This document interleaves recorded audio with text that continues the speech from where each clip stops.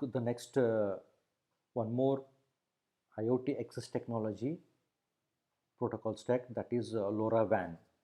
LoRaWAN stands for long range, low power, wide area network. So it has received a lot of attention from the industry and press. So here there will be a long range of communication and battery powered endpoints will be there. So these many layers will be there in this LoRaWAN protocol. So the first one is LoRa Alliance, that is optimized for long range, two-way communication and low power consumption. The technology evolved from layer 1 to broader scope. So that is 868 megahertz and 915 megahertz, and other bands will be regional bands will be there in this LoRaWAN, LoRa Alliance. And next one is LoRa physical modulation, that is also called by the name called Samtec LoRa modulation, that is based on the spectrum modulation. So here there will be a low data rates for receiver sensitivity to significantly increase the communication distance, and also it offers robustness to noise as well as interference, and single channel by different spreading factors will be there, and this enables LoRa devices to receive multiple channels in parallel. And the next one is LoRa MAC, and here some protocols will be there, that is COAP, MQTT, IP version 6, 6LoWPAN, raw others, and application layer. So let us look what is the meaning of a LoRa gateway. So a LoRa gateway is deployed as a central hub of a star network architecture. It works as same as that of a star topology. It uses multiple transceivers and channels and can demodulate multiple channels at once, or even demodulate multiple signals on the same channel simultaneously. As well as the LoRa gateways serve as a transport bridge relaying the data between endpoints, and the endpoints use single hop wireless connection to communicate with one or more gateways. So here I have written some statements, that is this is a gateway, and here there will be endpoints which are connected to this particular gateway. What is the function of this gateway is it will demodulate multiple channels, demodulate multiple signals on the same channel, provides wireless connection to communicate with the other endpoints, right? So this is about LoRa gateway. And data rate in LoRaWAN. So here the data rate varies depending on the frequency band, and the adaptive data rate, that is called by the name called ADR. ADR is an algorithm that manages the data rate and the radio signal for each endpoint. So the ADR algorithm ensures that packets are delivered at the best data rate possible, and that network performance is both optimal and scalable. So endpoint close to the gateway with a good signal values transmit with a higher data rates. So as well, LoRa is its ability to handle various data rates via spreading factor. So this is about the data rate concern. So now let us look what in this MAC layer what will be there, right? So in this MAC layer, 1 byte is given for MAC header, and some variable payload will be there in middle, and last there will be a 4 bytes for message integrity code, you can say MIC. So this 1 byte MAC header is a the so now let us take this one, that is MAC payload. MAC payload depends on the frequency band and data rate ranging from 59 to 230 bytes. The range is from 59 to 230 bytes for the band called 863 to 870 megahertz band, right? So LoRaWAN endpoints are usually addressed through a variety of modes, right? Variety of modes. An endpoint can have a global and device ID or dev UI, that is IEEE EUI 64 address, right? An endpoint can have a application ID, that is app EUI, that identifies application provider. In a LoRaWAN network, endpoints are also known by their end device address, that is dev address 32 bit address, right? And there will be 1 byte header, so it will tell next to this there will be a payload, and at last there will be an integrity check, that is message integrity code will be there, and it is of 4 byte wide, right? So now let us look the most important diagram, that is LoRaWAN architecture. You can just concentrate on the this architecture. There will be an endpoints, and there will be a gateways, there will be a network servers, and there will be an application servers. This RF backhaul roaming API. Now let us look discuss about this architecture. So LoRaWAN topology is often described as a star to star topology, right? So the infrastructure consists of endpoints. Here there will be endpoints exchanging the packets through the gateways. So these endpoints will exchange the packets to the gateways, acting as a bridge, acting as a bridges with a central LoRaWAN network server. So once again I will repeat, the infrastructure consists of endpoints. The infrastructure consists of these endpoints. These endpoints will exchange the packets through the gateways, acting as a bridge with a central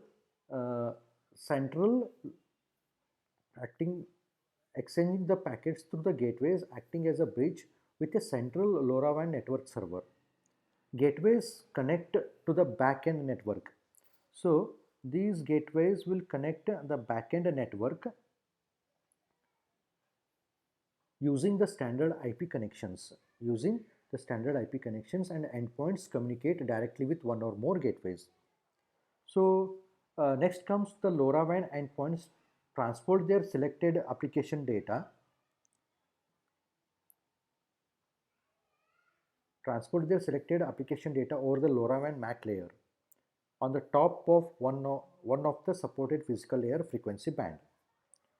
Next, the application data is contained in the upper protocol layer. Upper protocol layer.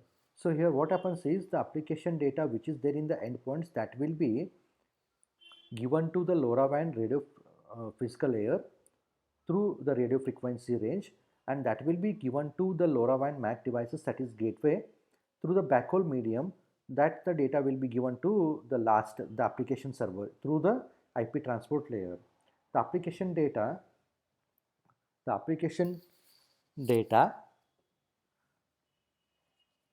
is contained in the upper protocol layers. The upper layer could just be a raw data on the top of the LoRaWAN MAC devices, or data called stacked in multiple protocols. So the protocols may be ZCL, COAP, MQTT with or without IP version 6, 6LoWPAN layer. So LoRaWAN gateways acts as a bridge that relay between endpoints and network servers. Multiple gateways can receive and transport the sense packets where deduplication is done. So this is about the architecture. Here the LoRaWAN network server manages the data rate or radio frequency of each endpoint through the adaptive data rate algorithm. EDR is a key component of network scalability, performance, battery life, endpoints. And also the network servers forward the application data to the application server, as I said in the diagram. Uh, so now let us look the security concern with respect to this LoRaWAN technology. So AP stands for access point, NS stands for network servers, AP stands for application servers. So just to concentrate on this diagram, the first number one, that is encrypted application data, right? Here the number one, device encrypts the data end to end. The second one is network encryption, that is separate network encryption to NS. NS stands for network servers. And the third point, here the third point is the LPWA, low power wide area network device sends a packet. Next, fourth one, low power wide area network, that is application access point. All APs, all access points in the range receive the packets. So whatever the device will send the packet, that will be accessed by all these devices. And fifth one is low power wide area network server decrypts the data using network key. And sixth one is network server forwards the packet to the relevant network server. It will send the to the relevant network server. Seventh point is has decrypts access point decrypts using application key.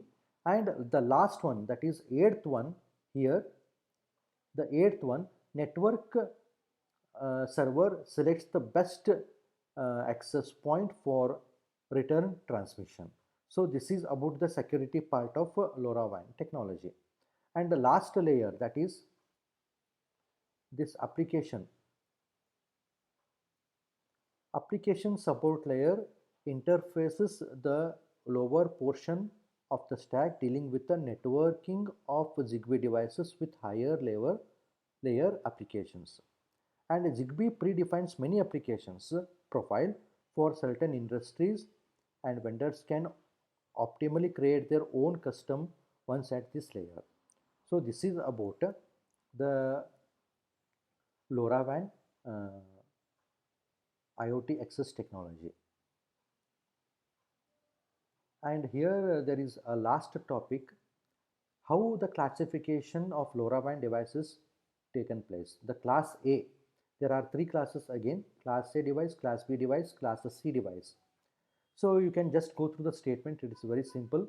Class A device, at any time an end node can broadcast a signal.